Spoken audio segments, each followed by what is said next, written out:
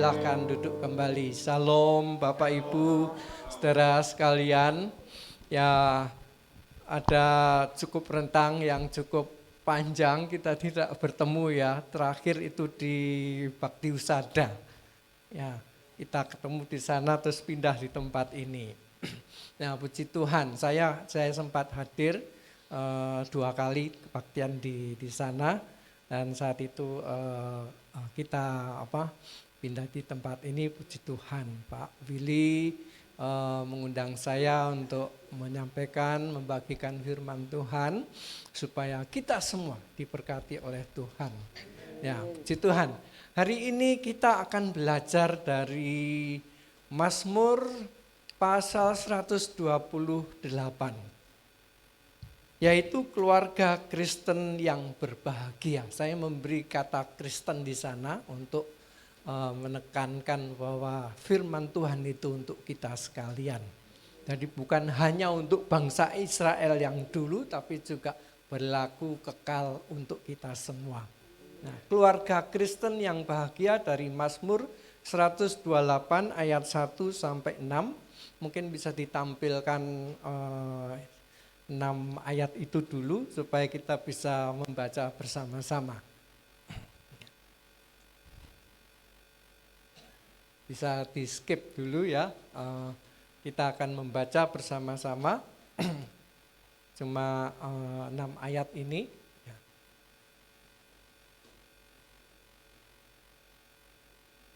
Langsung aja baca dari layarnya ya, bisa ya. Ya.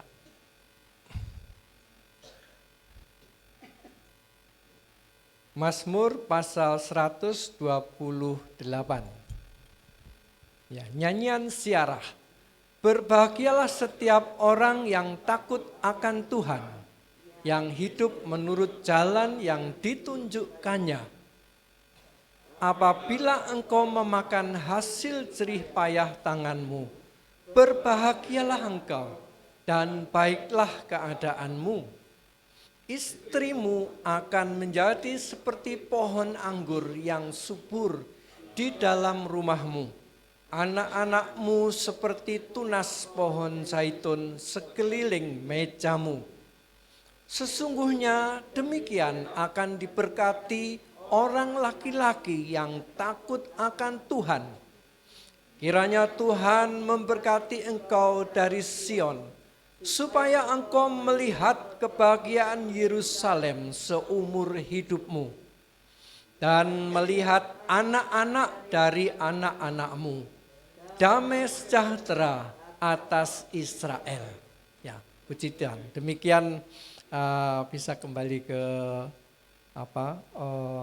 tayangan itu. Nah, kita membahas tentang keluarga Kristen yang berbahagia melalui ayat-ayat ini. Saudara-saudara, ya saya tampilkan ini wajah orang bule ya, Barat. Coba yang ke berikutnya.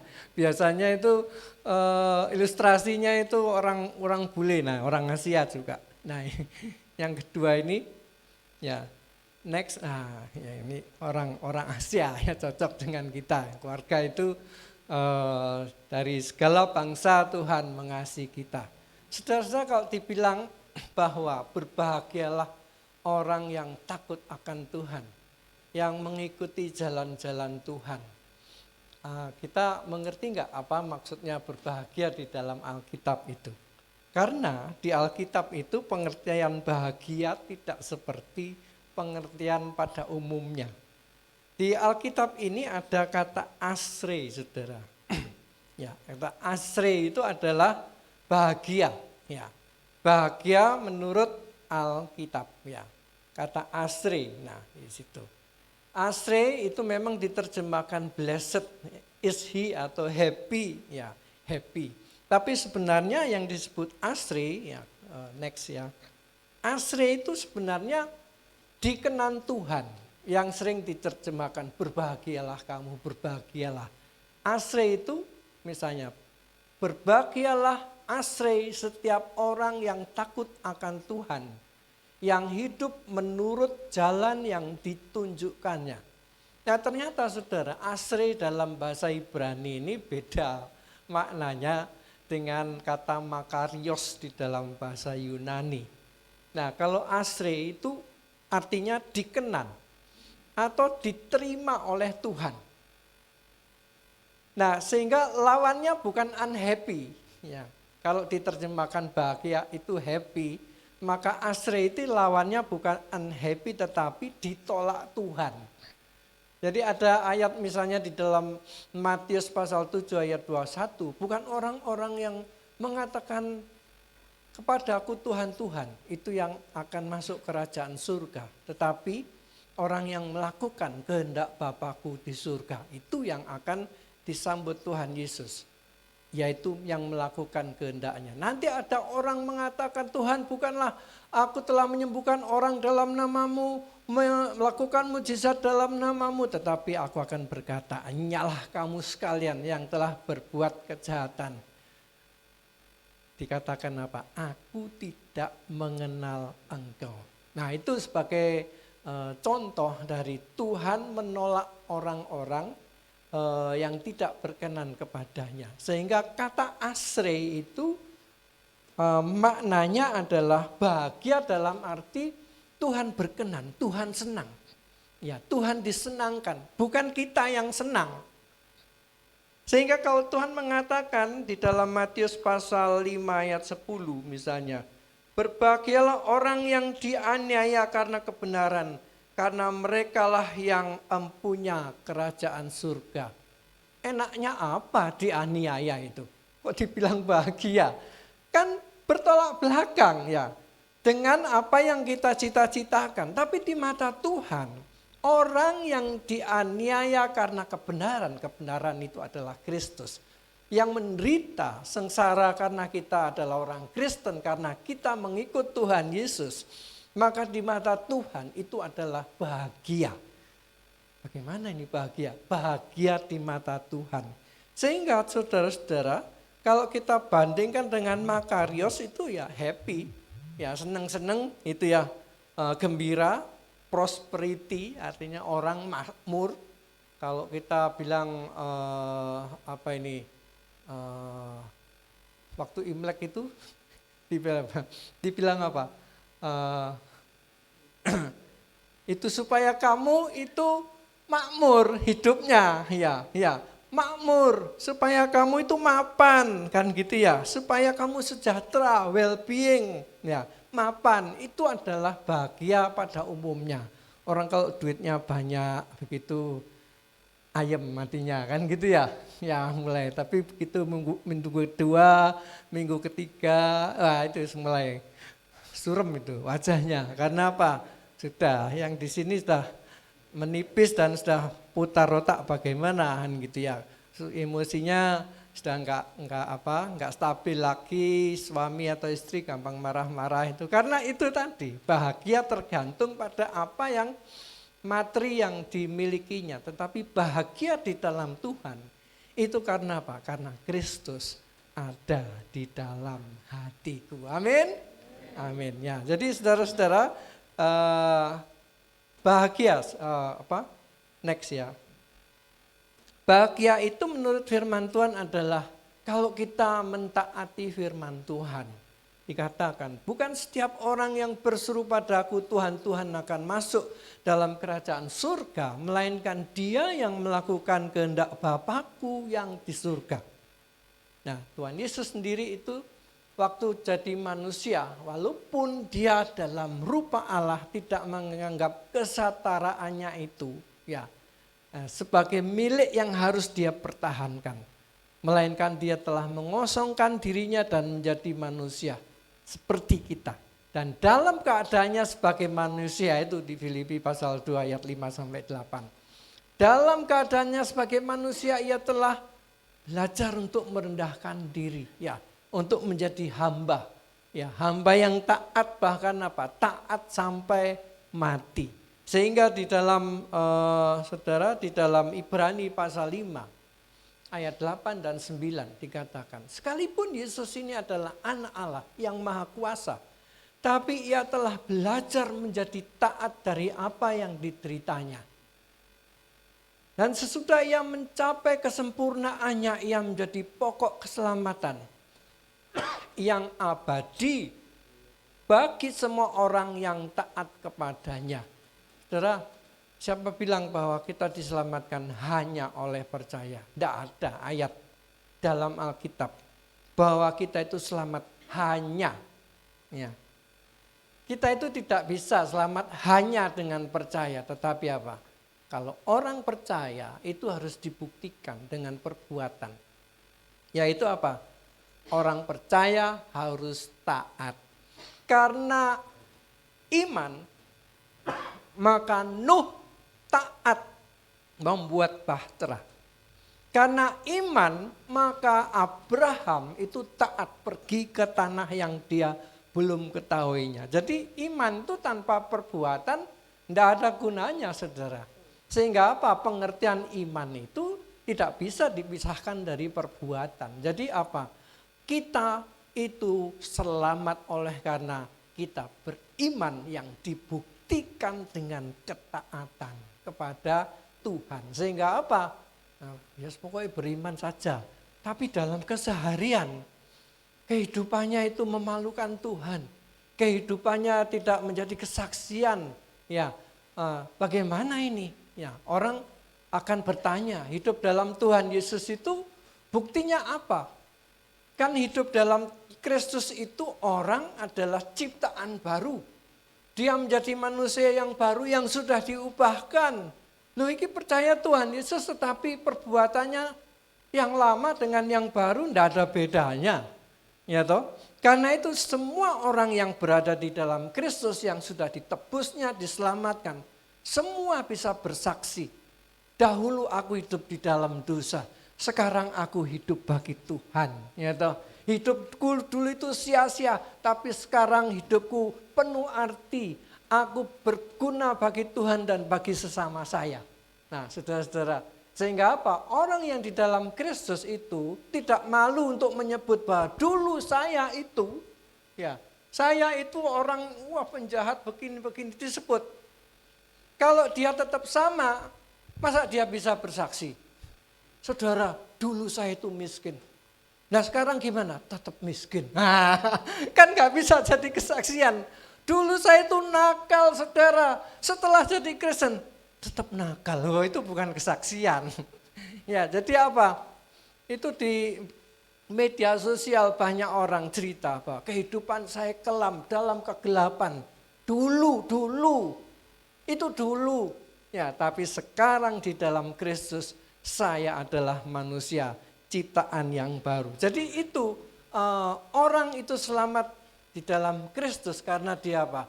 Dia bukan hanya percaya tetapi taat. Dengan ketaatan itu kita maka berubah dari hari ke hari. Nah, jadi kalau Injil diberitakan ke seluruh dunia ini tujuannya apa? Tujuannya supaya kita percaya dan taat. Itu Rasul Paulus mengatakan kepada jemaat di Roma. Injil diberitakan di mana-mana. Aku diutus Tuhan supaya semua bangsa percaya dan taat kepada Kristus. Jadi itu enggak ada percaya itu hanya percaya, enggak ada. Tapi apa? Percaya itu harus dibuktikan dengan ketaatan kepada Tuhan. Kalau kita lihat Lukas pasal 11 ayat 28. Itu waktu orang kagum dengan Tuhan Yesus yang melakukan mujizat. Wah, pastilah bahagia ya ibu yang melahirkan kamu itu. Tapi Tuhan Yesus mengatakan apa? Yang berbahagia adalah orang yang mendengarkan firman Tuhan dan yang memeliharanya. Saudara-saudara, tidak ada yang lebih istimewa daripada orang yang melakukan kehendak Tuhan. Karena itu syaratnya untuk masuk kerajaan surga. Jadi yang masuk kerajaan surga bukan yang jingkrak-jingkrak Tuhan gitu ya. Tetapi apa? Yang melakukan kehendak Bapa di surga. Saudara-saudara. Jadi itu kita kembali ke caption, saudara. Dikatakan berbahagialah orang yang takut akan Tuhan. Yang apa? Yang mengikuti jalan Tuhan. Takut akan Tuhan itu apa? Orang yang takut akan Tuhan itu akan rela hidup menurut jalan yang ditunjukkan oleh Tuhan. Karena apa, saudara? Orang tua kita di dunia ini mendidik kita menurut apa yang baik menurut pandangan mereka. Coba, apa cita-cita Bapak Ibu buat anak-anaknya? Oh, anak-anak saya sejak kecil saya didik supaya jadi orang. Nanti sekolahnya tinggi, ya bergelar supaya apa? Nanti dapat pekerjaan yang baik. Nah, dengan gaji yang besar, kan gitu toh? Dengan jabatan yang mentereng gitu ya, disegani orang.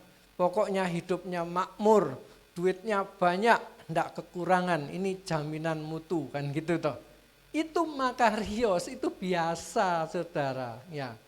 Tapi yang diinginkan Tuhan itu adalah Dia mendidik kita supaya kita boleh mengambil bagian di dalam kekudusannya. Nah, hidup kudus itulah, itu jadi yang paling penting di dalam hidup kekristenan. Karena apa? Kalau kita tidak kudus, tidak bisa melihat Allah. Loh, Allah itu kan nggak bisa dilihat, Pak. Iya, tapi orang kalau hatinya suci, dia bisa memandang Tuhan dengan mata hatinya. Saudara, Tuhan itu ada di mana? Ada di mana-mana, iya kan? Tapi banyak orang itu berbuat jahat seolah-olah tidak ada Tuhan di dunia ini. Benar nggak? Tapi kalau orang itu takut akan Tuhan, dia merasa bahwa Tuhan itu ada di dekat saya. Dia selalu mengawasi saya, dia akan takut melakukan apapun. Biasanya orang melakukan segala sesuatu itu, misalnya mau mencuri, itu dia akan melihat-lihat dulu, aman enggak ya? Ada orang yang ngawasi saya enggak? Bahkan sekarang lihat ada CCTV-nya enggak? Kalau enggak ada orang tapi CCTV-nya itu mendelik terus, ya dia jadi takut, ini jadi alat bukti kan gitu ya. Tapi ingat, mata Tuhan mengawasi setiap orang. Dan orang yang takut akan Tuhan tidak perlu CCTV, tidak perlu mata orang. Dia merasa bahwa Tuhan ada di dekat saya dan selalu melihat saya. Yusuf itu digoda sama istri Potifar. Setiap hari saudara-saudara, godaannya bukan kolo-kolo, setiap hari. Tetapi dia selalu menolak dan mengatakan apa? Saya tidak mau menyakiti hati Tuhan. Ya dibilangnya. Karena apa? Dia selalu memandang Tuhan. Kalau orang itu batinnya bersih ya, dia selalu bisa merasakan hadirat Tuhan ada di mana-mana.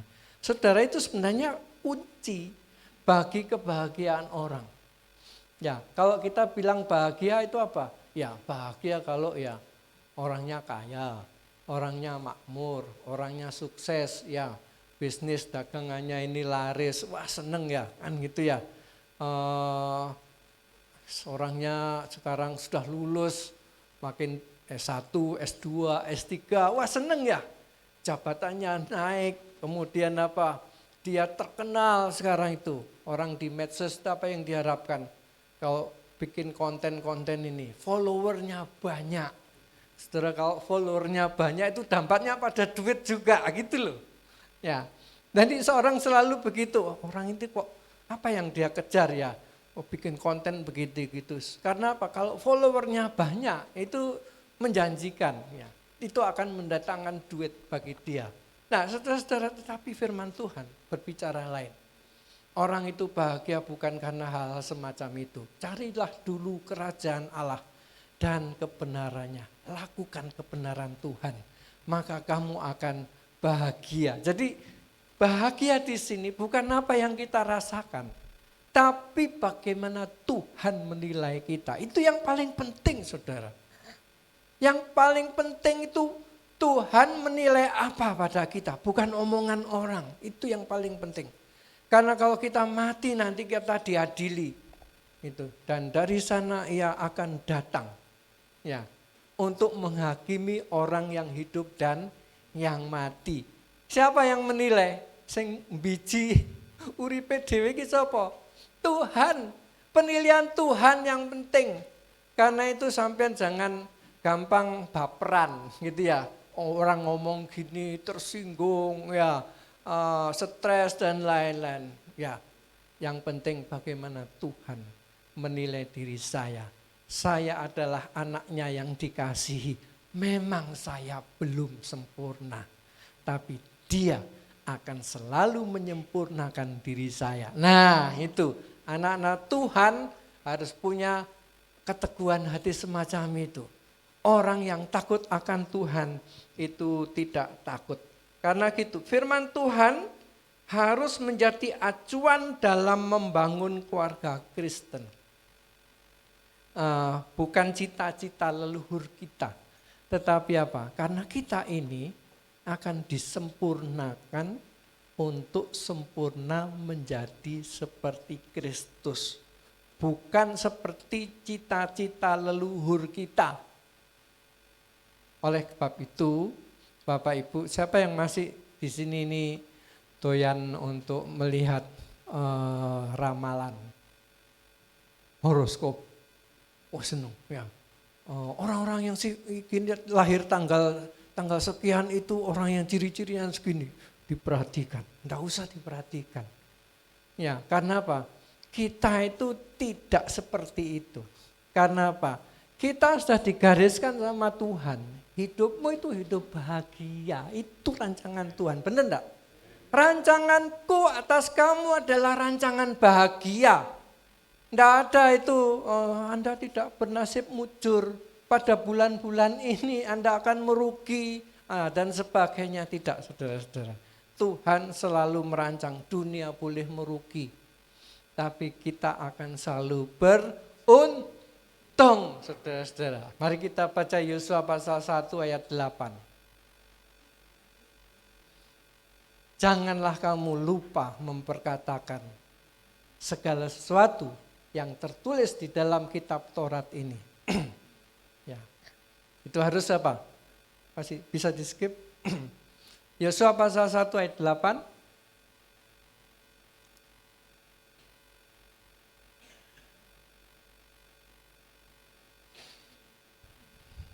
Ya. Janganlah engkau lupa memperkatakan kitab Taurat ini, tetapi renungkanlah itu siang dan malam, supaya engkau bertindak hati-hati sesuai dengan segala yang tertulis di dalamnya.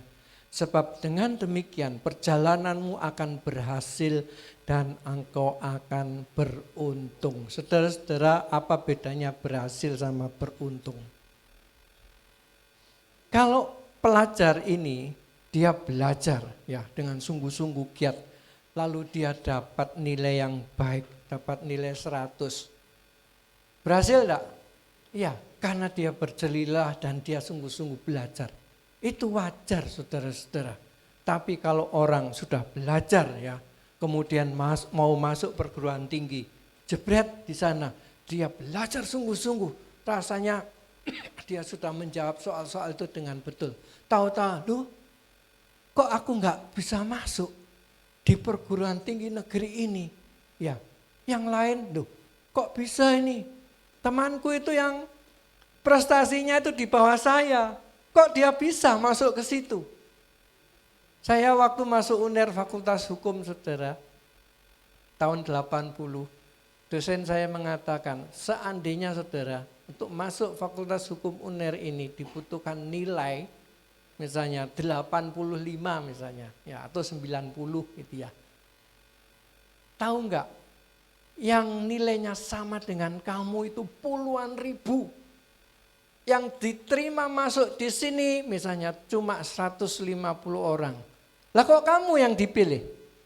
Nah, kok gak bisa kamu? Loh itu di random, saudara-saudara. Yang sama semua, yang puluhan ribu itu. Loh kak kamu kok masuk di situ? Nah, beruntung dia. Nah, siapa yang mengendalikan beruntung ini? Tuhan yang Maha Kuasa. Jadi apa? Orang berhasil itu karena dia berusaha. Tapi beruntung itu di luar kendali kita. Jadi jangan melihat keberuntungan saudara itu melalui ramalan-ramalan. No. Keberuntungan kita ada di dalam tangan Tuhan. Nah, jadi apa? Di dalam hidup orang Kristen tidak ada yang kebetulan. Semuanya itu ada di dalam rencana Tuhan. Roma 8 ayat 28. Kita tahu sekarang bahwa Allah turut bekerja dalam segala sesuatu untuk mendatangkan kebaikan bagi semua orang yang mengasihi Dia, yaitu mereka yang dipanggil, ya, sesuai dengan apa? Rencana Allah. Saudara, saya ceritain tentang adik saya. Adik saya yang di Bandung itu kerja di IPTN, bagian telemetri. Dia lulusan ITS Surabaya, bagian teknik elektro. Apa sih telemetri itu? Telemetri itu untuk mengendalikan pesawat, mengadakan komunikasi antara pesawat yang diuji coba ini dengan base camp-nya di darat gitu. Ya, artinya pesawat ini dikontrol melalui darat ini dan dia itu bagian itu. Jadi misalnya pesawat itu selamat atau tidak itu tergantung ini juga. Nah, suatu hari dia baru pasang antena komunikasi di ujung kulon sana, di Jawa Barat tuh. Terus kemudian dia pulang ke Surabaya, waktu dia pulang ke Surabaya kemudian pas hujan-hujan dia itu kepleset jatuh di Jaksa Agung Suprapto itu. Malam-malam saudara, sampai kira-kira berapa jam gak ada orang nolong dia, wong sepi. Ini pelipisnya itu berdarah. Sampai dibawa rumah sakit itu sehingga dia tidak bisa langsung pulang ke Bandung. Tapi hari itu dia ditelepon sama temannya, namanya Heru. Heru, besok kamu harus ada di Bandung karena apa? Ini flight test, uji kelayaan pesawat ini. Kamu harus ikut di sini. Ya, aku gak bisa soalnya aku baru jatuh.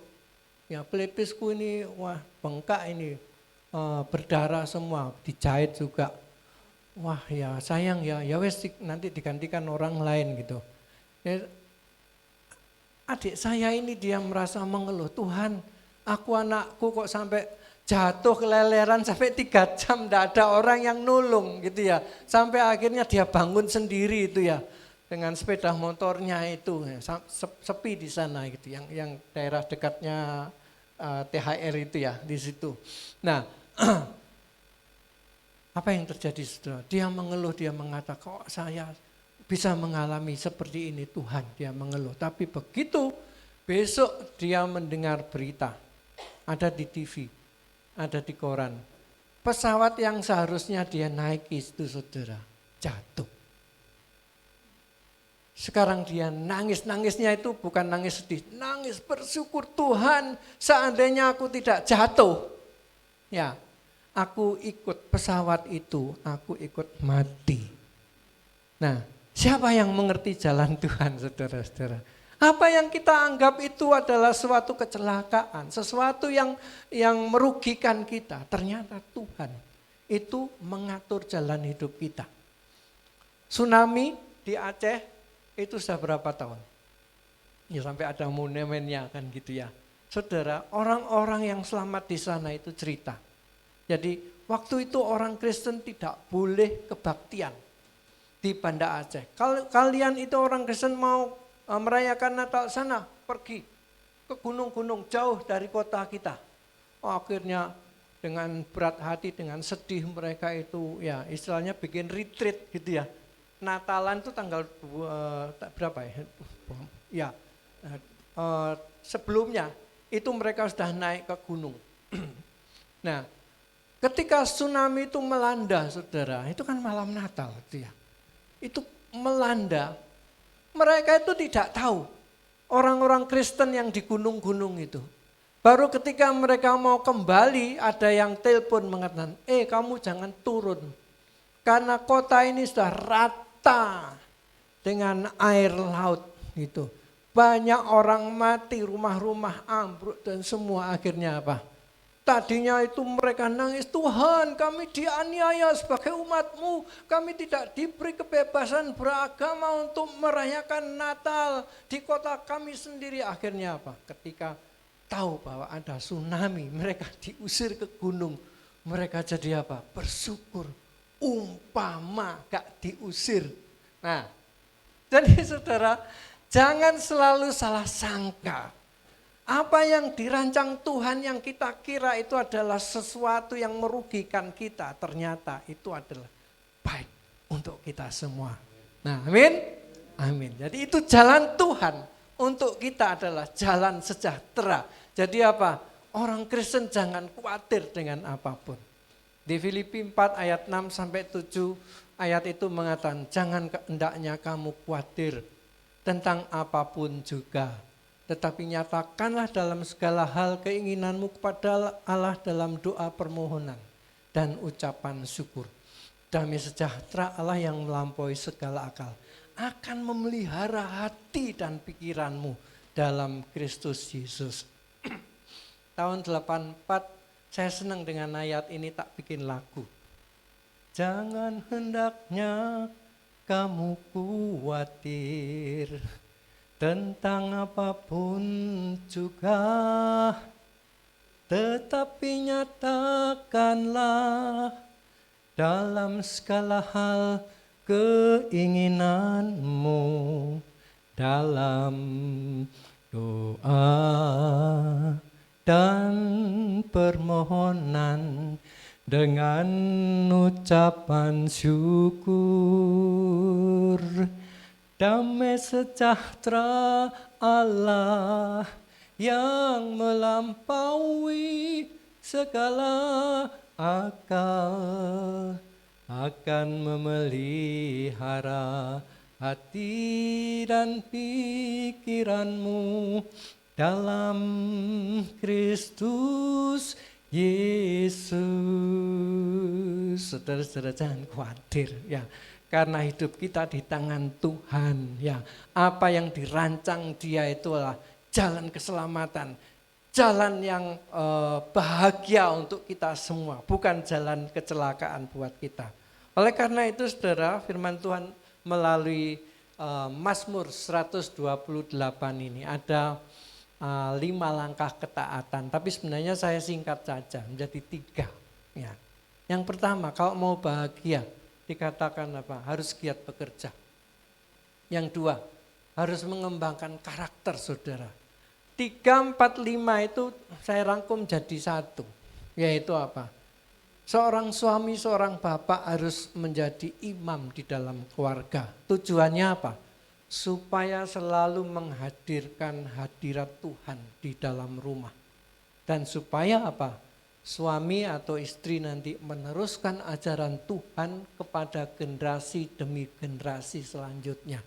Dan harus ada namanya spiritual parenting. Menjadi orang tua itu membimbing anak bukan cuma kasih makan, kasih pendidikan. Tetapi apa? Mengajar anak untuk mengenal Tuhan. Itu penting. Nah yang pertama saudara, giat bekerja. Next ya.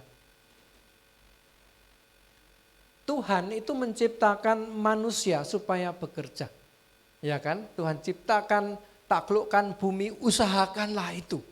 Nah, jadi manusia diciptakan untuk bekerja, bukan menjadi pengangguran, saudara. Mengerjakan, mengusahakan tanah itu. Karena Allah sendiri adalah Allah itu yang mencipta dan Dia bekerja. Tuhan Yesus mengatakan, Bapakku bekerja, maka aku pun bekerja. Nah, istri yang bijak yang diceritakan dalam Amsal 31 itu, ya sudah pasti pernah membacanya, adalah istri yang produktif. Istri yang rajin bekerja keras bagi kesejahteraan keluarganya. Dia bilang roti kemalasan dia tidak pernah makan. Dan tentang hari esok dia tertawa. Ya, artinya apa? Saya enggak khawatir dengan hari esok. Karena apa? Saya masih bisa bekerja untuk untuk keluarga saya.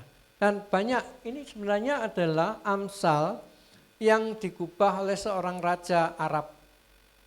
Ya, Agur bin Yake. Ya, Di sana saudara-saudara, istri-istri orang Arab itu biasanya bekerja secara kolektif dengan teman-temannya, perempuan-perempuan di kampungnya itu untuk memintal benang ya dan wool itu. Lalu mereka memintalnya itu menjadi kain dan sebagainya, kemudian dijual. Itu untuk menambah penghasilan bagi keluarganya. Itu sejak ribuan tahun sampai hari ini ya. Perempuan di gurun itu bekerja seperti itu. Jadi apa? Alkitab menggambarkan perempuan yang berbahagia itu perempuan yang aktif, giat bekerja. Dan apa? Alkitab mengatakan dalam 1 Tesalonika 4 ayat 11-12. Dan anggaplah sebagai suatu kehormatan untuk hidup tenang, untuk mengurus persoalan-persoalan sendiri, bekerja dengan tangan seperti yang telah kami pesankan kepadamu, sehingga kamu hidup sebagai orang yang sopan di mata orang luar dan tidak bergantung kepada mereka. Alkitab mengatakan bila orang tidak mau bekerja, jangan kamu makan. Saya ingat ini peraturan dalam keluarga saya ketika kami saya ini berenam saudara, 5 laki-laki terakhir perempuan. Ya, diasuh oleh seorang ibu, guru SD sendirian. Ya, bapak kami pergi meninggalkan kami dan ibu saya harus mengurus 6 orang anaknya ini sendirian. Ya, dengan gaji seorang ibu guru SD. Puji Tuhan, ya saudara, dengan keadaan yang serba mini-mini saudara. Ya, kita dididik oleh ibu kami itu supaya apa? Belajar sungguh-sungguh dan bekerja sungguh-sungguh. Sampai apa? Peraturan pada pagi hari. Yang tidak bekerja tidak boleh makan. Apa maksudnya itu? Sebelum kamu makan ya kamu bersih-bersih rumah. Ada yang nyapu, ada yang ngepel, ada yang diutus berbelanja, ada yang ngisi bak mandi. Ngisi bak mandi bukan pakai kran loh. Pakai timbo itu loh. Sing ngerek krek bikin bior itu sampai berapa kubik di situ ya. Jadi jempal ini saudara. Ada bagian-bagiannya. Kalau enggak bekerja itu enggak boleh makan. Jadi ibu saya itu mendisiplinkan gitu. Habis makan, cuci piring sendiri. Enggak ada sini, enggak ada pembantu. Jadi apa? Itu dididik kami apa? Untuk apa? Harus disiplin, harus bekerja, harus belajar keras. Kamu gak bisa menggantungkan gini-gini ya. Nah, ayo belajar. Dan ibu saya itu suatu saat hari ya memperlihatkan pada kami. Kamu lihat itu gajinya ibu. Ya. Ini untuk SPP kamu semua. Anak 6. Terus kan harus toh, masuk gak bayar. Buat listrik. Ya. Kan harus ya toh, iuran kampung harus telepon enggak ada kita.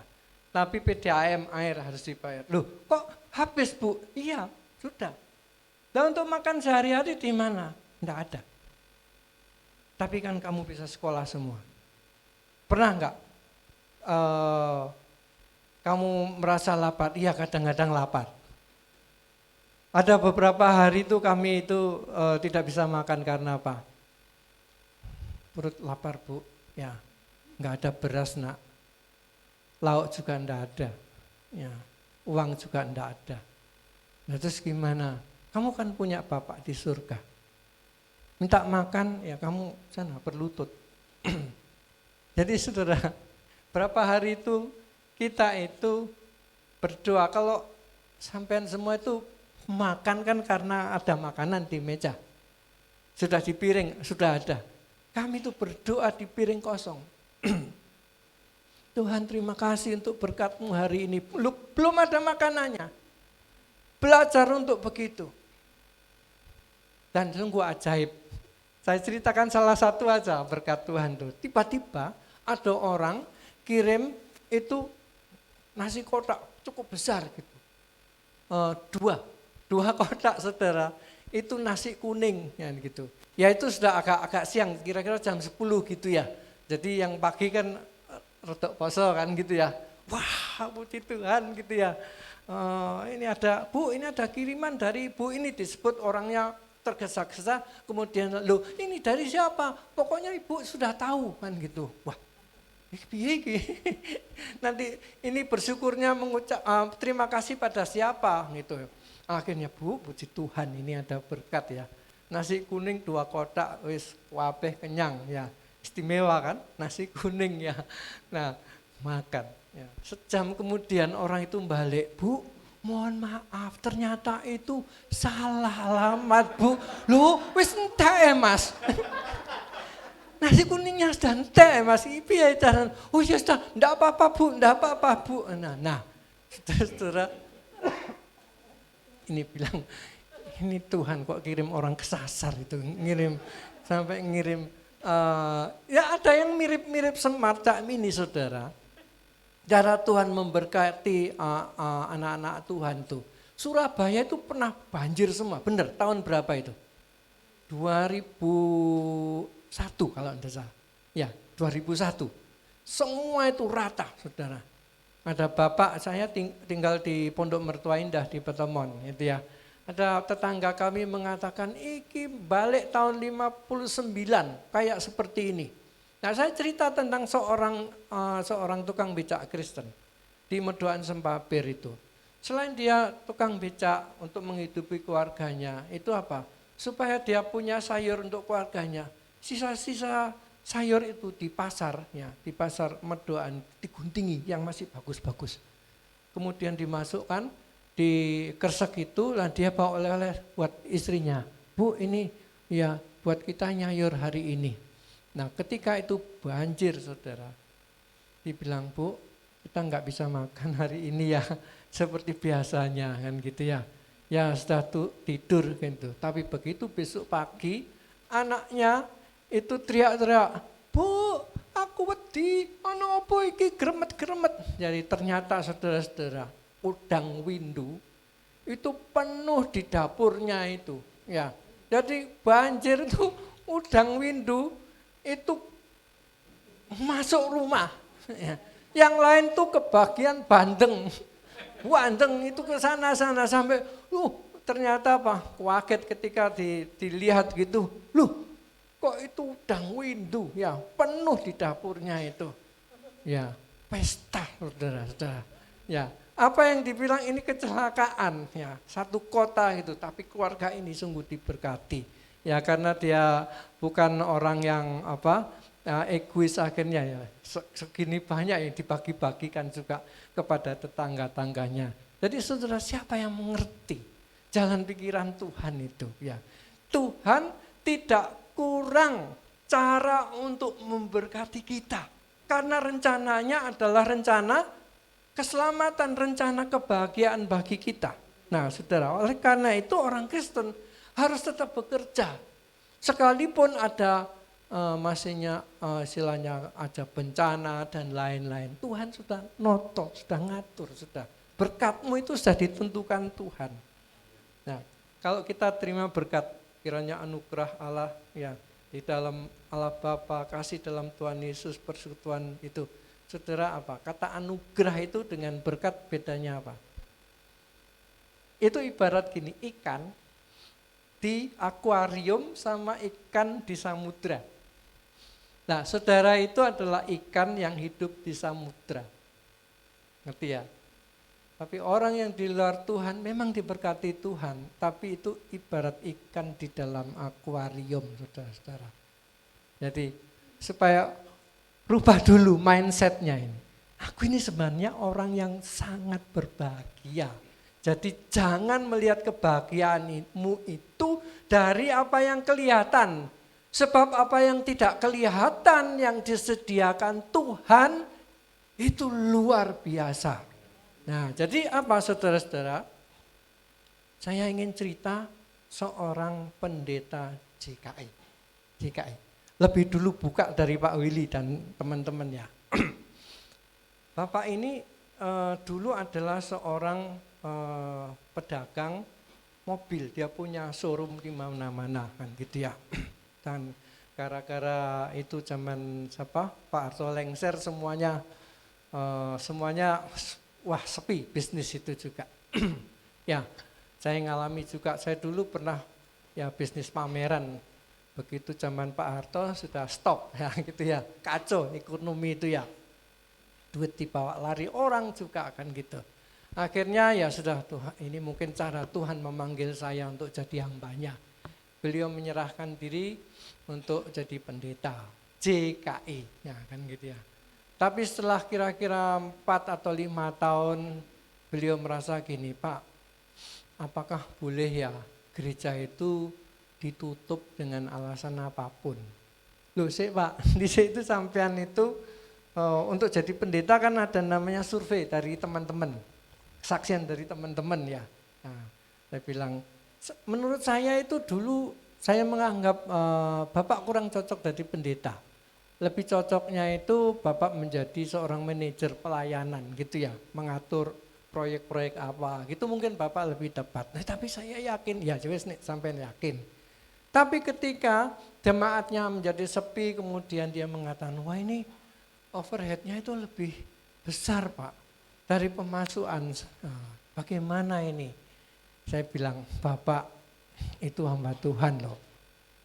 Di dunia sekuler Bapak, seorang pengacara itu tahun pertama sampai 7 tahun itu biasanya baru panen Pak.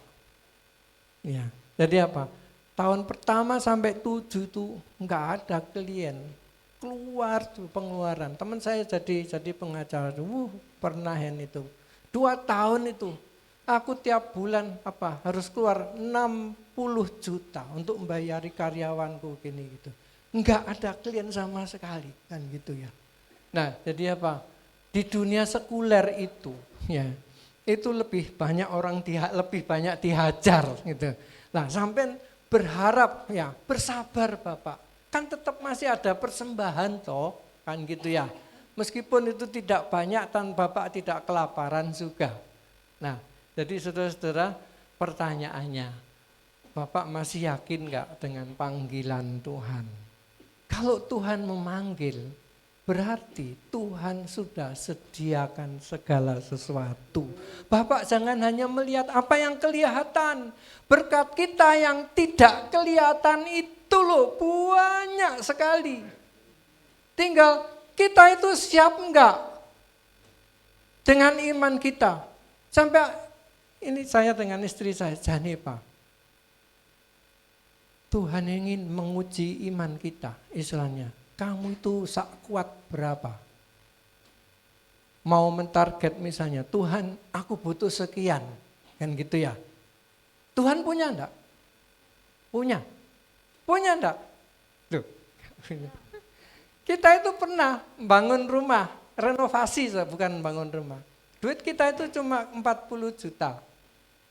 Tapi dana yang dihitung sama arsiteknya ini, waduh uangnya Bapak Sumali nggak cukup ya gitu. Ya, wis tah, maksudmu gimana? Berapa? Ya.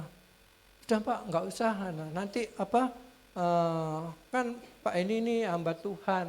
Saya tanya, kamu arsitek Kristen ya? Iya. Sumber berkatmu dari mana? Dari Tuhan Yesus. Podo. Sama sumber berkatku itu juga dari Tuhan Yesus. Bapak kita di surga sama. Ayo wes garapen. Lu kamu jangan sampai kamu khawatir enggak saya bayar. Iso. Garap ini. Nah, dari 40 akhirnya menjadi 135 kita. Terus 140 ya, Saudara. Itu. Loh kok bisa? Kok bisa? Kita punya uang itu real cuma 40 juta kan gitu untuk renovasi. Tapi kok bisa sampai seperti itu. Dan saya cerita juga satu gereja GKI Pregolan Bunder itu. Mereka itu bergumul mau beli tanah di belakang itu. Ya. Itu dulu ditawarkan 4 miliar. Katanya apa? Tidak sanggup, Pak. Ya. Wah 4 miliar, gak iso kan gitu. Akhirnya dijual kepada pihak yang lain. Nah, mereka itu bergumul lagi, Tuhan berkatilah kami. Akhirnya mereka dapat tanah di depannya persis. Berapa harga? 16 miliar Kok bisa? Bisa. Nah, jadi saudara-saudara, anak Tuhan belajar ya. Belajar apa?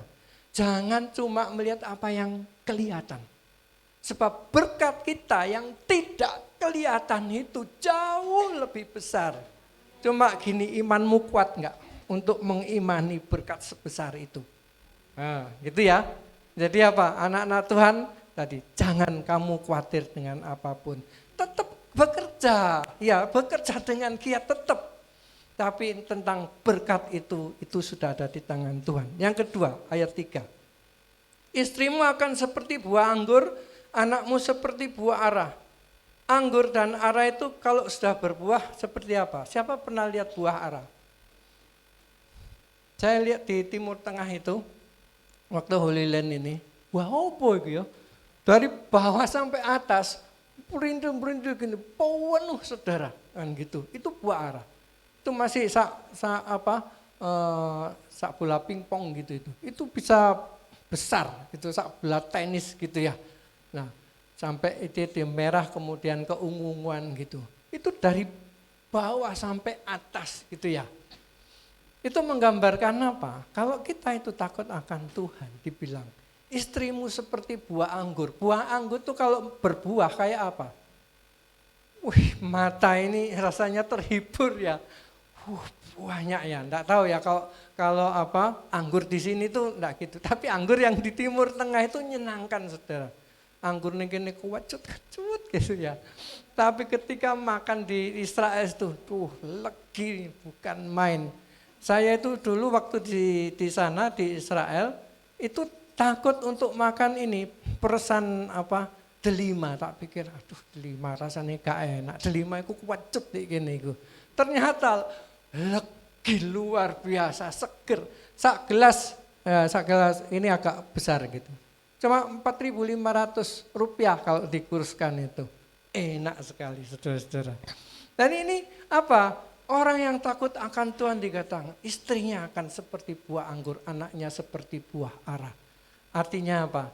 Tuhan juga memberkati istri dan anak-anaknya. Saudara, kalau kita melihat berkat atas keluarga, jangan cuma dibilang, loh Tuhan kok gak berkati saya. Tapi Tuhan memberkati istrinya. Tapi Tuhan memberkati anaknya. Nah, sama aja kan? Itu berkat buat keluarga. Nah, saya ini hamba Tuhan. Beli rumah. Harganya 310. Itu cari itu 2 tahun. Saya di Sidoarjo itu. 2 tahun setiap minggu gimana? Gak dapat. Ada yang cocok, regane gak cocok gitu ya. Hanya kan gitu. Lokasinya sudah bagus, uangnya sudah bagus, tapi enggak bisa. Ya, beli macam-macam lah kasusnya. Kok pas dekat rumah kami itu 310. Tadinya kayak kami ya bilang ya sekuatnya 300 lah kan gitu. Uang yang ada pada istri saya itu cuma 40 juta, saudara. Itu hanya untuk DP saja. Yang punya itu gini, Bu, kalau jadi yang 40 juta ini DP-nya. Ya. Akhirnya apa? Ya wis, sudah. Kemudian apa? Tanya, Mama itu punya uang berapa? Ya cuma 40 juta. Loh, terus ya apa ini? Dikasih termin 3 bulan. Harus lunas. Ya enggak tahu, Papa itu kan hamba Tuhan, anak Tuhan. Ya minta sama Tuhan, Masya Allah. Ya apa ini sisanya ini? 310 dikurangi 40 tinggal berapa? Dikasih termin 3 bulan, itu tuh kemana? Coba hamba Tuhan, apa saya harus keliling khotbah kemana-mana? Setiap hari gitu, apa gitu? Enggak, saudara-saudara. Ya itu. Berlutut, ya. Berlutut. Kemudian apa? Tuhan berkati ya melalui istri saya. Ya, gitu. Istri saya itu kerja di BUMN. Dapat apa? Ya, kadang-kadang dapat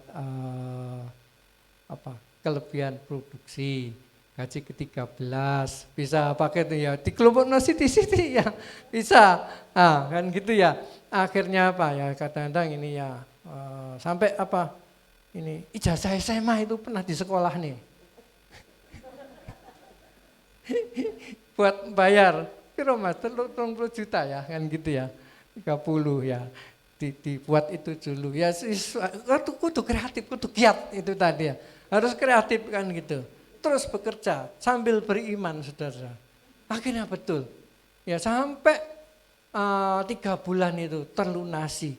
Kalau dipikir berkat Tuhan harus melalui saya ya enggak ya. Kalau istri diberkati itu juga berkat untuk keluarga kan gitu ya. Jadi seperti itu saudara. Nah jadi apa? Kembangkan karakter sendiri. Kadang-kadang gini, suami itu inginnya anakku iki kudu koyo aku. Saya kan dagang. Kamu tak sekolahkan supaya nanti meneruskan bisnis dagang bapakmu kan gitu. Iya kalau dia itu punya bakat untuk dagang. Ada kadang-kadang anak-anak enggak suka. Saudara, Surabaya Pos itu. Bapak Asis bagus, kemudian Ibu Tuti Asis meneruskannya kan gitu. Tapi anak-anak ini gak ono sing sir untuk meneruskan itu, akhirnya kan ya diteruskan oleh orang lain kan gitu ya. Apa dipikir bahwa kalau saya seorang montir maka anak saya harus juga jadi montir seperti saya, dan itu terjadi dalam kakak saya itu. Karena aku itu dulu rindu buka bengkel ya. Montir karena saya dulu sekolahnya bagian mesin. Saya ingin anak saya nanti buka toko, ya toko bagian permesinan dan lain-lain. Anaknya disuruh sekolah tapi suruh sekolah akuntansi. Loh kok gak bagian mesin misalnya kan gitu loh. Tapi dia dipaksa, kalau bisa kamu itu bisnis itu. Akhirnya apa? Ya anak kan gak cocok antara karunianya dia dengan keinginan bapaknya. Jadi apa? Setiap orang itu punya bakat sendiri-sendiri. Kalau mau jadi misalnya, apa kalau bapaknya dokter, anaknya kudu dokter juga? Ya enggak. Ya setiap orang punya karunia sendiri-sendiri. Nah hargailah ya karunia masing-masing itu.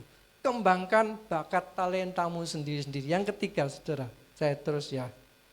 Kemudian suami harus jadi imam keluarga. Nah, di sana dikatakan diberkatilah laki-laki. Kenapa disebut laki-laki? Karena laki-laki dalam keluarga Yahudi adalah seorang kepala keluarga. Nah, laki-laki harus menjadi pengurus rumah tangga yang baik, disegani, dihormati oleh anak dan istrinya.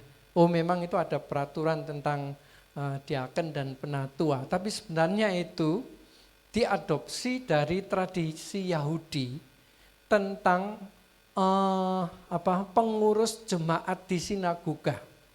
Pengurus jemaat di sinagoga itu bukan hamba-hamba Tuhan, tetapi jemaat biasa. Ya, jemaat biasa yang karena mereka itu pandai mengelola keluarganya, memimpin keluarganya sendiri terpandang, maka mereka dijadikan pimpinan, para pemimpin di dalam sinagoganya. Nah, peraturan seperti itu kemudian diterapkan untuk gereja. Nah, jadi ini sebenarnya itu orang-orang biasa, penatua, diaken itu. Ya, tapi karena mereka itu mempunyai prestasi di dalam mengelola keluarganya sendiri, maka mereka dipercaya juga untuk mengepalai jemaat atau gereja. Jadi ini seorang suami itu yang terutama yang saya hubungkan dengan spiritual parenting itu. Seorang bapak, ya pertobatannya itu dibilang Tuhan akan mengembalikan hati bapak kepada anak-anaknya. Yang pertama maksudnya seorang kalau mau diselamatkan hatinya seperti anak kecil. Harus mau rendah hati mendengarkan firman Tuhan. Tapi yang kedua, seorang bapak harus sungguh-sungguh tanggung jawab terhadap nasib, ya keselamatan, ya masa depan anaknya, pendidikannya, dan terutama keselamatan jiwanya. Nah, saudara-saudara, ini jadi kalau setiap anggota keluarga itu, seorang bapak, dia menjadi sebenarnya pendeta di rumahnya sendiri ya, bahasanya begitu. Maka apa tanggung jawabnya? Tanggung jawab seorang bapak itu dikatakan dalam Ulangan pasal 4 ayat 9. Mulai dari ayat 6. Ya. Dengarkan orang Israel, Tuhan itu Esa, Tuhan itu Allah kita. Ya, Tuhan itu Esa. Itu jadi azannya orang Yahudi. Shema Yisrael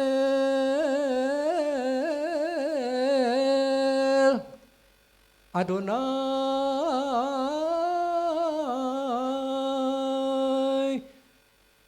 Elohenu Adonai Echad. Nah itu azannya orang Yahudi, saudara. Dengarkanlah Israel. Tuhan itu Allah kita, Tuhan itu Esa. Berarti azannya orang Islam itu meniru orang Yahudi. Kalau Kristen gimana? Kristen nggak ada azan. Kristen itu tang tang tang tang nong neng nong neng, itu panggilan doanya itu. Ya, jadi kalau misalnya di YouTube, di TikTok, di Hello, di Snap dan sebagainya, itu ada orang pakai pecinya Sinterklas gini, kemudian dia azan, itu bukan azannya gereja ortodoks, saudara. Itu orang Kristen Injili yang niru-niru orang Islam.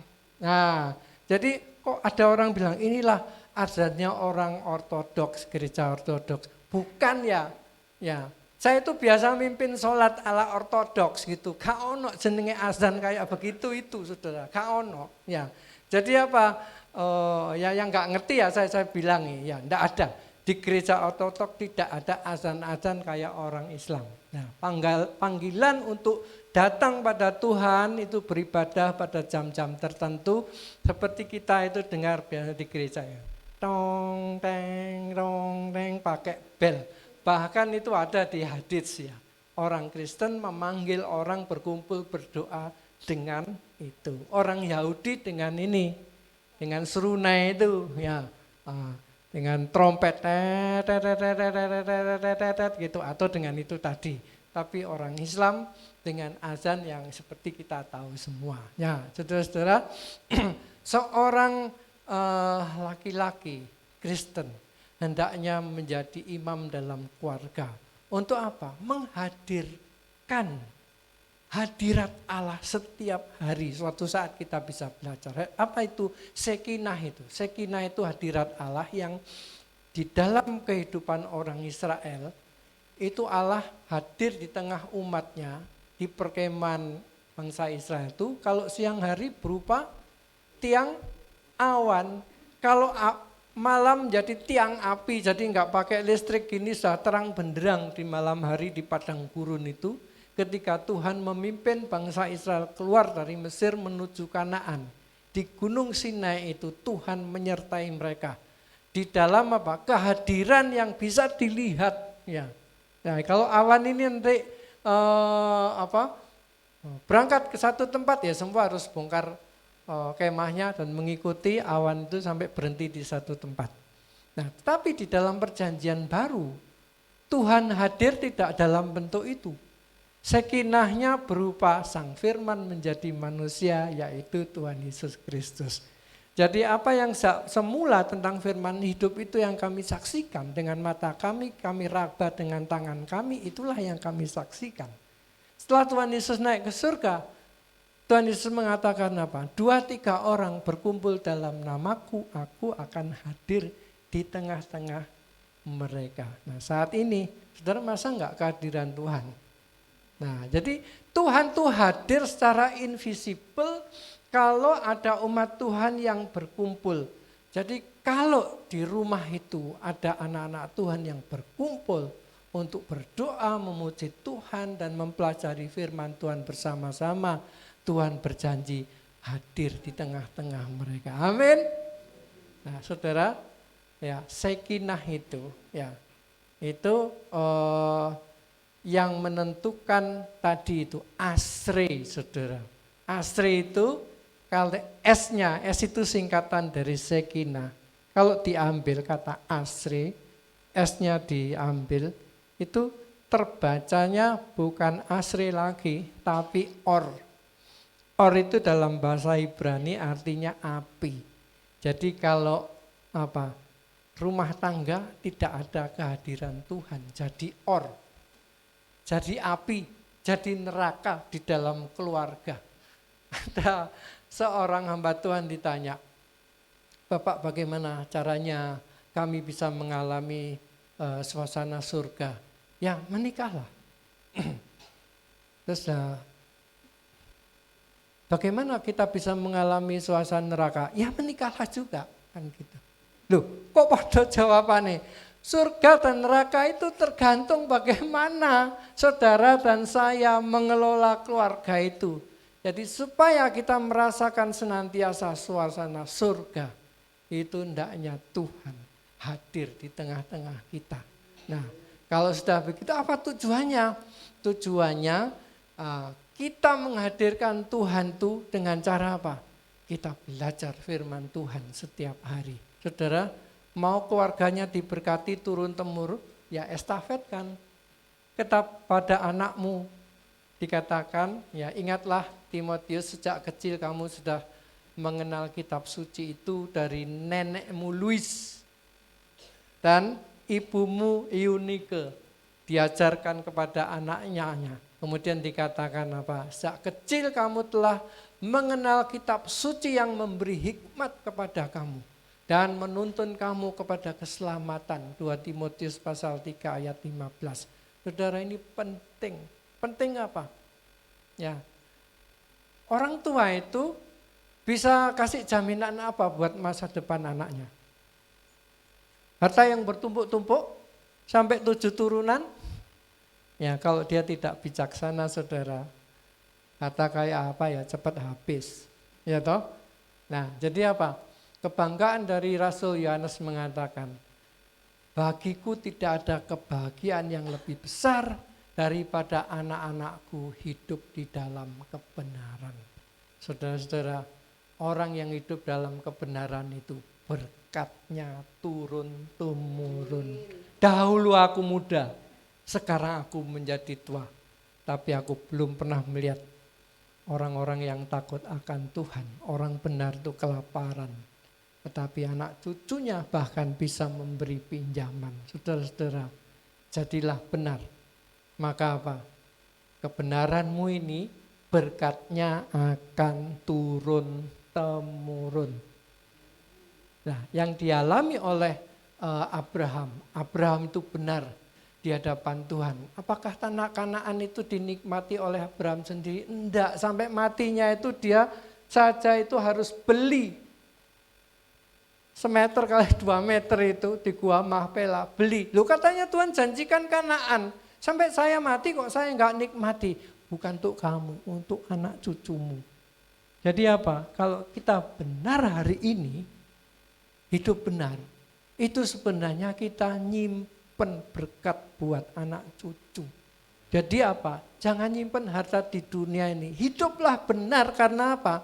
Berkatnya yang tidak kelihatan itu akan turun-temurun kepada anak cucu kita. Amin? Amin. Caranya apa? Ajarkan firman kepada anak cucumu. Dan anak cucumu akan diberkati Tuhan. Amin. Mari kita berdoa.